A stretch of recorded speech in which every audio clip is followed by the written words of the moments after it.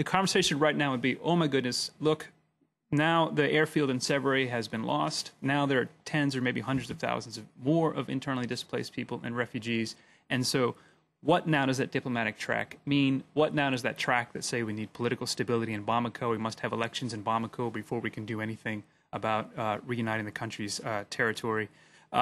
We would be having an entirely different conversation, and it would be in a much worse situation going forward.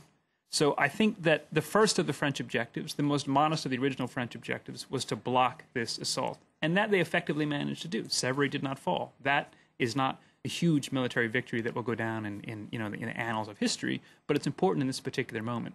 There are longer-term problems that absolutely need to be solved about state stability, about security in the north, about peace and security along the Niger Bend, about the heterogeneity of the Niger Bend. Timbuktu, Gao. These are not cities that are Tuareg cities. These are ethnically diverse cities. They're predominantly Muslim cities, but those Muslims did not want to live under the Sharia rule of Mujao and of Acme, etc. So there are long conversations that need to be had with Mali's neighbors, with Mauritania, with Niger, etc. But those are for the future. For the moment, clearly President Issoufou in Niger, Macky Sall in Senegal, they think this is a significant crisis. They think that it's dangerous for them, for their own territories, and they'd like to see greater stability in Mali. And that's the first thing that needs to be built up. The institutions within Bamako are important. Legitimate interlocutors within Bamako are important for the rebel groups. Some conversation with MNLA will have to happen down the line about what will be the role of the Tuareg in a reconstituted Malian territory. But all the neighbors seem to feel that Mali should maintain its territorial integrity, which is the phrase that they use.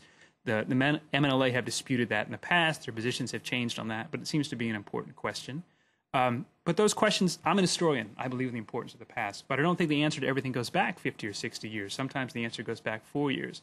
I don't believe in the inside-outside distinction. We can argue that this is an African problem, but it's also a European problem. It's a problem created by European intervention in Libya, in part. It's a problem created by European appetite for cocaine, in part. It's a problem created by European ransom payments, in part. And so there's a European role in creating the problem. It seems to me appropriate that the Malian government could say to its European partners, or in this case France, we need help, please help us, because we can't meet this challenge that has partly been ginned up and concocted by forces that are far beyond not only our control, but extend far beyond our territory.